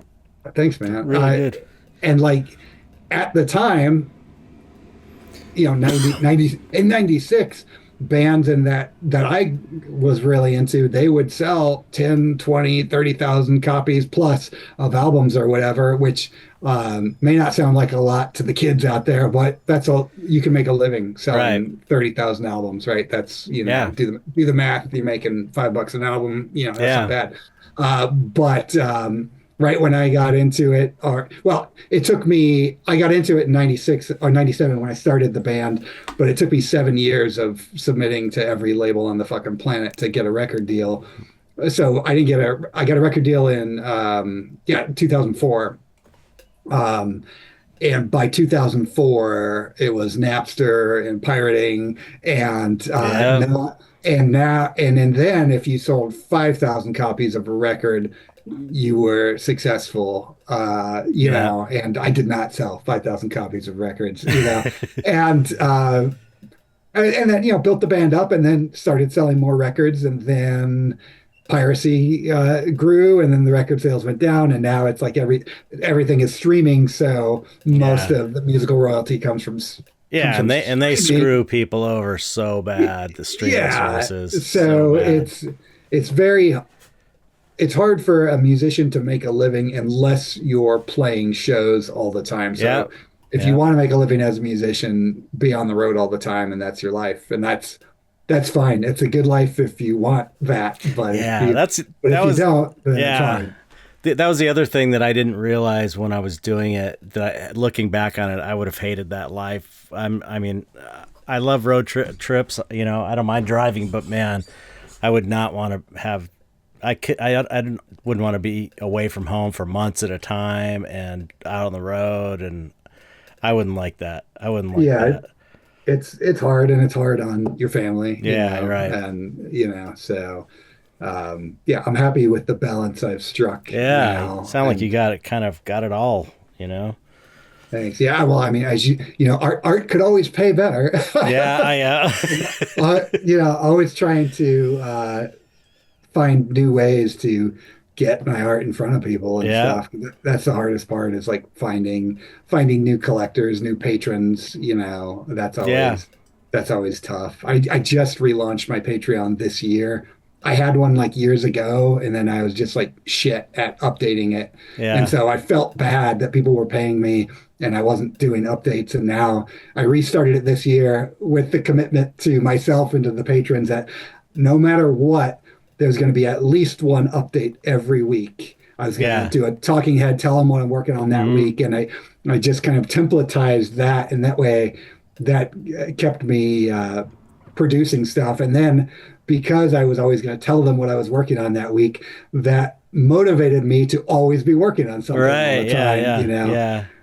But A lot. A lot. I do a lot of just single pictures of what I did that day. Really. well, yeah, that I was going to say, man, your Patreon is inspiring to me because you're like really on top of, you're really sharing the different stages of the process, and I'm working on getting better at that, And yeah, yeah, you seem to have a really good community there on Yeah. Patreon, and just your fan base in general. Like, you have a whole fan group on Facebook that just Yeah. talks Yeah. about Right. your art, and I and know. It's and super cool. talks about collecting your art. Like, that's really cool, that that fan base that you've cultivated. And just simply out of just doing the hard work and making great art, and then doing the smart stuff and marketing it correctly. And yeah, so Oh, really, thanks. really look up to what you've done. I appreciate it. I appreciate it. I also got Instagram is I have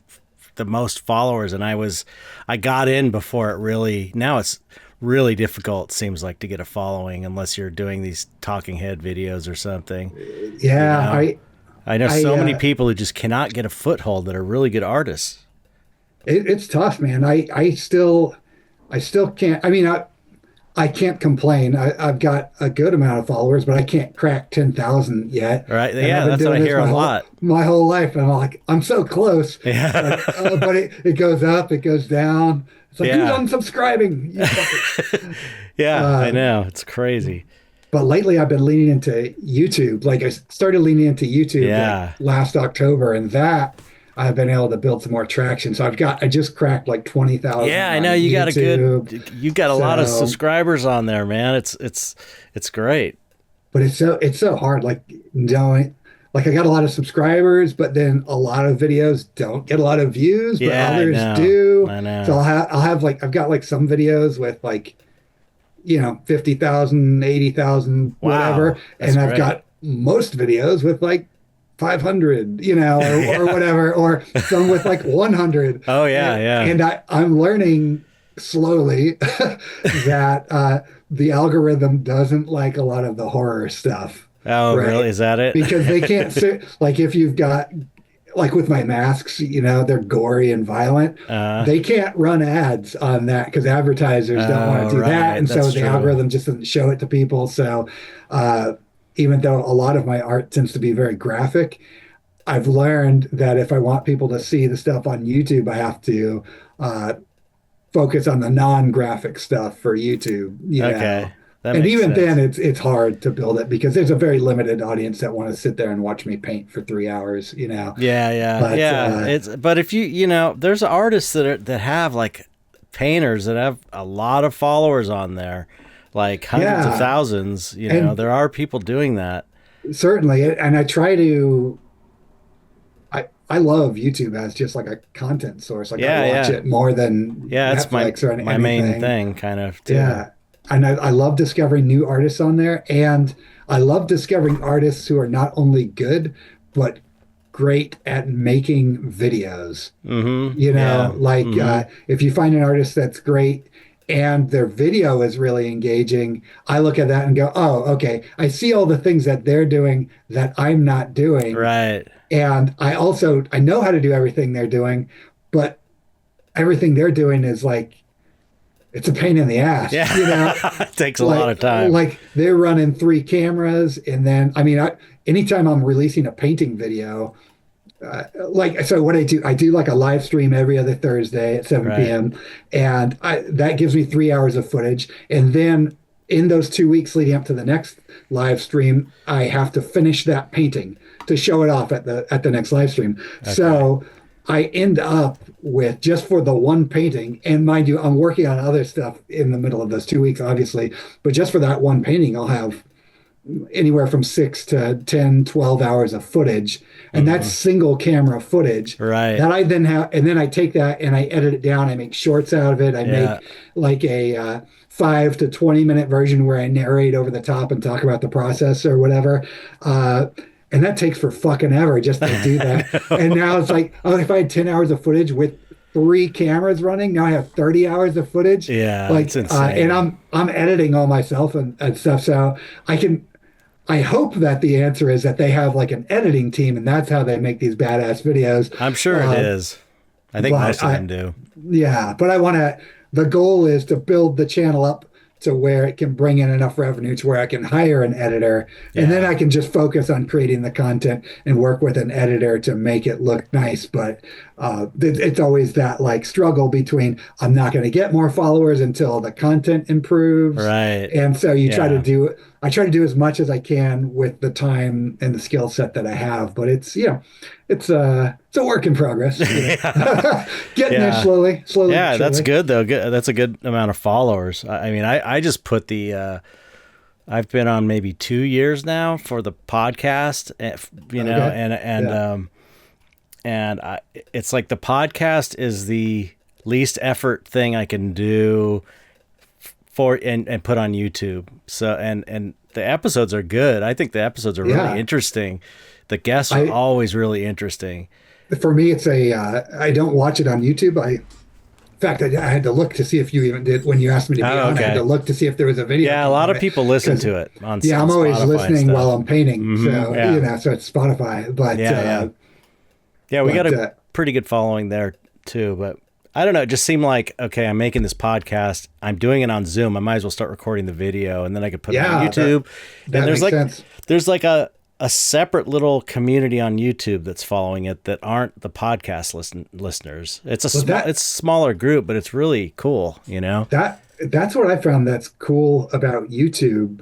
My YouTube channel is like 10 years old now, which it should be a lot further along, but I didn't Yeah. put a lot of effort into it. That's how mine is. Mine's probably older 9 than years. that. My But Chet Zar one, and it's like got hardly anything on there. yeah, it was initially like a place to put my music videos, and then I Right. started doing like prop tutorials, but not like props how I make them for films, but like props how like I wanted it to be like, oh, how kids can make props Yeah, with yeah. like shit they can have access to. So I started doing that, and interestingly, to your point, my YouTube audience I don't know any of them. They're not people who have been listening to my music. They're not people that have been collecting my art. It's a whole new and skews much younger than my audience does normally for my other stuff. And I'm really enjoying that, just finding new people. It kind of helps me. I for a while I felt like I hit a ceiling, like I'm making music in a small genre. I'm making very niche art that most people don't want to hang out because it's so specific. Yeah, tell me about it. So yeah, just connecting with a new younger audience on YouTube has been really cool. And an international audience too. Yeah. I like YouTube a lot. I just wish that I wish that the algorithm would pick my stuff up, the podcast up more. I feel like there's a lot of people that would like it, and it doesn't put it in front of their faces. I've got a small collective of YouTubers that we work together to give each other advice and we research and share data and stuff like that. So cool. If you want in on that, in the pursuit of YouTube growth, sure. We can talk about that later. And, that'd be awesome. Love to have you in because we've all collectively learned a lot, and then we just share it with each other. Very small group now. I think there's like three YouTubers in it, not including myself, so four guys in it right now. Cool. But with all varying levels of success. But even when starting out, some of the guys that are newer are learning more than the guys who've been in it for longer because they're more motivated or whatever. But and everyone that's in that group is doing something different too. It's props or music or filmmaking, and and then my channel, which is the worst possible channel you could have, which is do everything. But I think like with your stuff, man, has like such a great you already have a great audience on there too, but I think it's primed for the algorithm because you're doing a very specific thing, So, but yeah, anyway, I don't want to bore your listeners with the business side of YouTube, but if you ever want to talk YouTube stuff, I'd love to. That'd be great. It's had steady growth since I started it, and it's like, I think it's like 60. Well, since the Rick Baker one, the Rick Baker one did well. It's like 60 new people a month, 30 to 60 people a month, which is, that's pretty good for me. That's awesome. And so it's a slow, steady incline, and it's just taking forever. Well, but that first 9 years I was, one or two a day. Yeah. And before I started really focusing in October, I was at 4,500, right around there. And since October now I'm at like 23,500. So that's right. And it's just looking at the stats every day, paying attention to it, trying to do the right things, seeing what other people are doing that are doing it better than I am, and trying to tweak it. But it's its own thing, man. It's another fucking job, Yeah. just making the content. Yeah. It's crazy, man.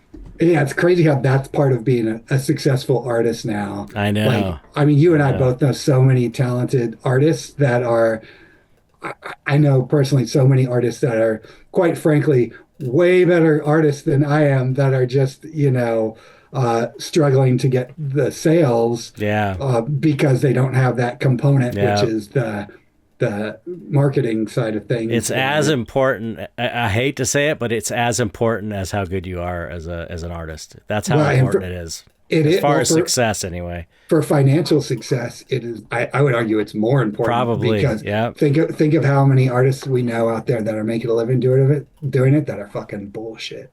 Look, I won't name names, but I often bring up this guy, Michael Goddard, and I feel like I can because he's a multimillionaire. Look up Michael Goddard. This dude's a multimillionaire. He's got multiple galleries selling his stuff, and it's like dancing olives on martini glasses paintings. Yeah. And it's not even that well done. And the dude is a master marketer. Well, that's just it, man. Well, this is why speaking of people who are great artists and great at marketing, I fucking love Justin Bua. He's found a niche for sure. Yeah, and I loved your interview with him. I'm fingers crossed for part 2 on that. But Yeah, I know. I need to hit him back up for that. Definitely. I love his shit talk. Yeah, yeah, it's Like- pretty amazing. like and it's not yeah, he's just so eloquent about how he talks shit about Right. the art world. Yeah. And I like to support artists. I don't shit on other Yeah. artists. He's not shitting on struggling artists. He's shitting on artists that are making millions of dollars inexplicably because they're part of this blue chip art world that is just a money laundering scheme or whatever. But, Yeah, totally. and also, I'll say also for the record to out myself as a hypocrite, I would love to be a part of that world. Right. I'd love for people to think that my art was worth millions of dollars. I know. It would be amazing. But I look at like Christopher Ulrich, right? Who is just I know. That guy should be a millionaire. He's so amazing. Probably the most talented, for my taste, living artist there is. I say that all the time. He's doing the best such of us. incredible, meaningful work, and he's not rich. No. And as far as I know, and he absolutely should be, because I think everyone should know his work. And he's such a nice dude and just so talented. And I want nothing more than for his work to be worth millions of dollars. Yeah, so, I know. I would if I didn't have my own career to deal with, I would be his manager. Yeah, I would totally manage him. He needs a manager, and there's so much to work with, but he's just doing it by himself, for the most part. Yeah, like we all are, and it's like, but there's an artist that should listen, art managers out there. Yeah, I know. So someone who has an awesome skill set, manage him into success, or blue chip art collectors. Yeah, start buying his shit. You're as a genius living amongst us, and you guys are all missing. You're missing the one of the great artists of our time. Absolutely. And, I think of that a lot. Like he could be a gold mine for somebody, and for himself too. He's got so much amazing work. Yeah. I was just at that. I didn't get to go to the opening, but I did go afterwards to the show at Copro, with Rick Baker, Chris Mars, and then the Beksinski tribute. And obviously, you had so many fantastic pieces in the gallery. Oh, thanks. Your Beksinski piece, and then just the skulls and the flower stuff, which I love. And every artist on the wall. That gallery is just so well curated. I know. Right? Yeah, just amazing. Every piece is a fucking banger. And I just look at that and I go, every one of these artists should be just making a living doing this shit. Like at least making a living wage, Yeah, right. If not fucking balling. But but so many of them, I mean, the ones I know is like struggling to pay their, they can't, it's hard to sell art. It's hard to paint fast enough to, you know how it goes. You got to be prolific. You got to be doing it all the time. And then not only do you have to be doing it all the time, but it's not like I can't paint 10 paintings and know that all 10 are going to sell. Right. It's all on spec. Everything you do is on spec for the most part. My rafters. The entire scope of my 2-car garage, the rafters is like stacked with unsold art, Oh yeah. And I just burned like a ton of it like a couple of years ago. Wow. just to get rid of stuff, to make space. But that's the thing, to sell art, you just have to paint in volume and the right stuff sells, and then and then at some point, to keep the value of your art up, you have to get rid of some of it, or it's weird. I'm very conscious of never devaluing my work for collectors, right? Like if someone pays it's your responsibility to your collectors to keep the value going up. Yeah, because I don't have kids, so all of my extra income, when I have any, is art collecting, right? So it's like I buy masks and I try to buy them directly from the artists that make the masks if possible. Cool. And then I buy art, from artists, and try to support artists, try to put my money where my mouth is. Yeah, right? that's cool. But I've bought, and again, will not call out names before, but I've bought art at substantial prices before from artists, and then that same year they lower all of the prices in Yeah. half. And I don't buy art to sell it. I never resell art. Right. I mean, not that I can think of, and maybe one day in the future, I might have to sell a painting or so. But if I did, when you buy a painting from an artist and then they drop their prices right after, it devalues the work of everything they bought before. Yep. And so I'm very conscious of that.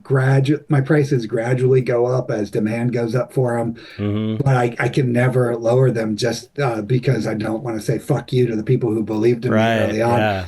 But as you know, as you get into the higher price tiers, um, especially when the economy's in a downturn and art is the last thing people Yeah. buy, it's really hard to, it can be difficult to do that. So you have to be, yeah, smart with how That you save your money when it comes in, and smart with right. how you price, and then offer prints and things at lower Hmm. price points so that people can afford to at least support in some way.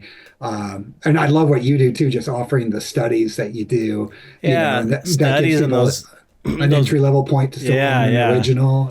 And even to the those subtractive paintings. I don't know if you saw those where I just one Uh, color, wipe everything off. I love It's that. it looks cool, but it's not like a full color painting. So you can just Yeah, it's so I, they're cheaper, so they're more I affordable, and people don't have totally, as much money now. So it's like I'm always thinking of how can I yeah. make affordable stuff I, without lowering prices of my existing work. You know what I I, mean?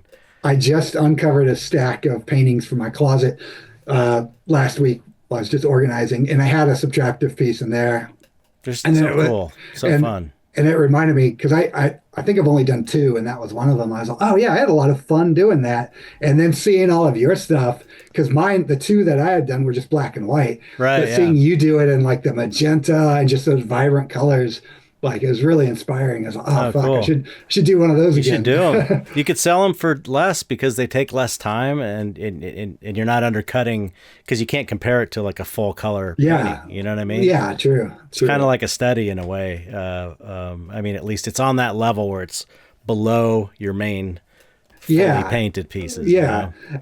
And like when you're selling them direct to consumer, they're buying them from you at your website and stuff. Right. A gallery is not taking Mm-hmm. 50%, Well, that's the thing. so They're so cheap that a gallery probably wouldn't want to sell them anyway because they're only making they don't. If I sell them for 700, they're only making 350 or whatever. And it's yeah, like they want sure. the $1,000, the $3,000 pieces. Yeah, You know, yeah, so it's absolutely. that's why it's Copper and I kind of have this deal worked out to where it's like I save all my good stuff or the expensive stuff for the gallery Yeah, they it to sell works through out. them, and then I just figure out ways of doing more inexpensive stuff I could sell direct. And even like Yeah. there's the hand embellishing prints is another thing that artists can do to like Oh, yeah. Do make you it a little. do you do that as well? I've done a few, but I haven't fully leaned into it yet.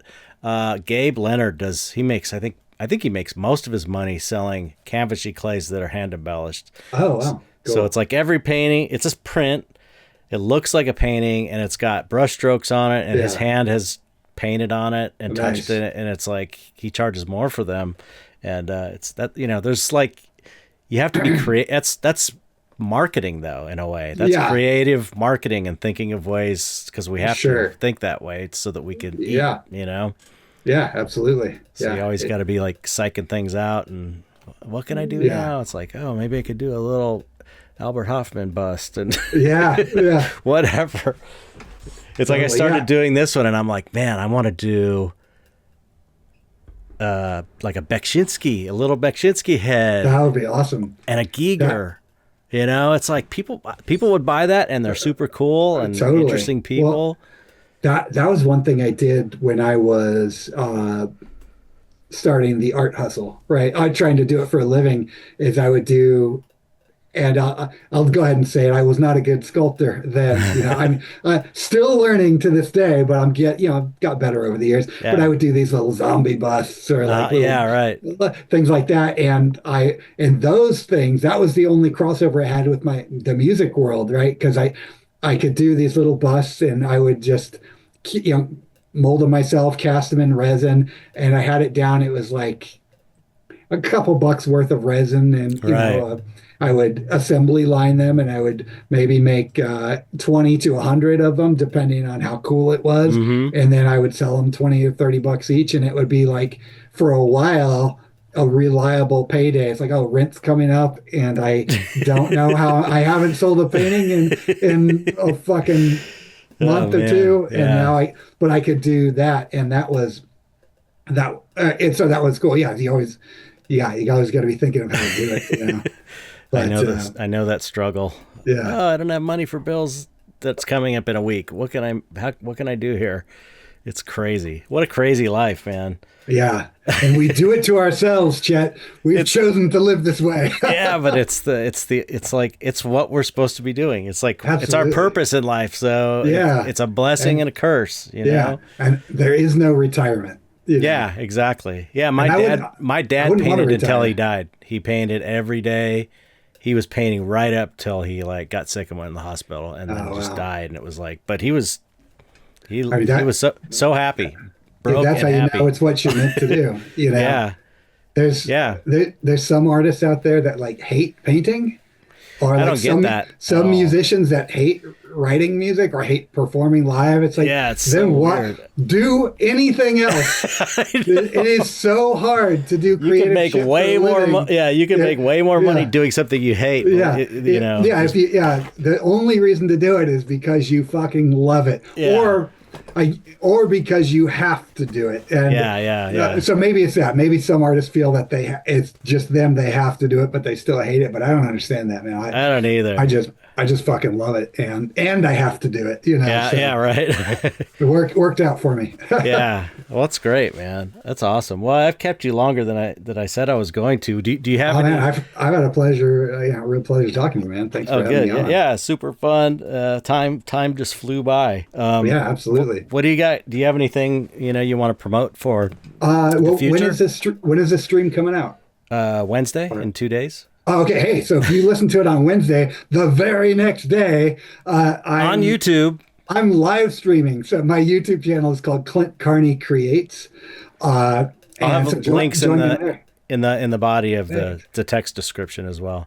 And then I guess for anyone who doesn't know or isn't familiar with my work but wants to know more about it, just go to clintcarney.com. And that has links to my YouTube and to my Patreon, which is brand new. I need more subscribers. So yes. Sign up. But yeah, clintcarney.com, and you can learn about the music and the art and all of that stuff. And then I want to say fucking thank you to anybody who took the time to listen to this interview and hear me babble for a while. Yeah, it was so great to talk to you. Likewise, there's a lot of we've got a lot of patrons on the Dark Art Society Patreon and on my own one. So if you hear this, you should support Clint's Patreon. Thanks, man. It's new and it's got cool stuff on it. Thanks, man. And if I could say a quick thing about Patreon as well, not just as a plug to my Patreon, but as a plug to all artists' Patreons. Well, for one, it's how a lot of artists, for some of them, it's the only way, it's the most substantial way It's my only steady income. It's my only steady income is Patreon.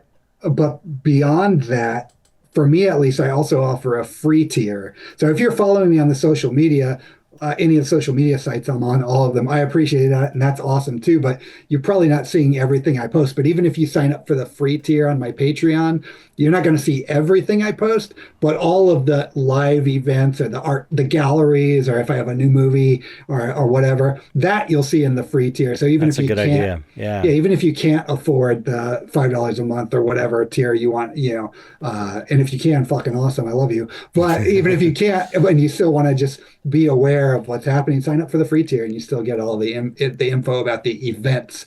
And if you join me for the live streaming event on Clint Carney Creates, so the YouTube channel, it's called Art Autopsy. Started as a live event in person at Hyena and revised it recently for YouTube. But come in and join in the chat and participate, because there's getting to be like a cool collective of new artists and some artists that have been around for a while joining in. But also, if you the purpose of the live stream is not just to watch me paint, but it's to make art at home while I'm making art. It's to encourage you to have a reoccurring thing every 2 weeks you have to come in and make art. You can just watch if you want, but if you make art, eventually you're going to build up a body of work. You're going to get better and better each time. And then if you do make art on the show, you can email it to me. And if you watch the show, all of that info is on there. And then I share the art in each new live stream of the people that sent me their art that they created in the last art stream. That's a great idea. That's a cool way just to promote the up and coming guys and to give a little bit of a promo for people that don't have a platform like we do, So that's great. I love it. So thanks for the opportunity to spam that too. Of course, yeah. That's that's part of what this whole thing is all about too. And make sure and tell them about the podcast so people can see you on the podcast as well. Absolutely. This is one thing I noticed that all the YouTubers do is they do those collabs. Like they'll go on each other's channels. That's another way that they're all like sharing each other's audience and stuff. Dude, I kind of dig that. It's pretty cool. I would love to have you on a video in the future if you're down for it. Of course, of course. Hell yeah. I'm down. We'll figure out a way to collab. Cool. Sounds good. Awesome. All right. Well, thanks for talking. It was super fun, just like I knew it would be. Thank you, man. Such a cool dude. And the very last thing, don't hang up when I stop recording. I always tell people, forget to say that until the end of the show. But sure. Don't hang up. And but you just have to say goodbye in however you want to the audience in your own special way. Goodbye, audience, and goodbye also from William. Goodbye, and goodbye, audience. Thanks for listening.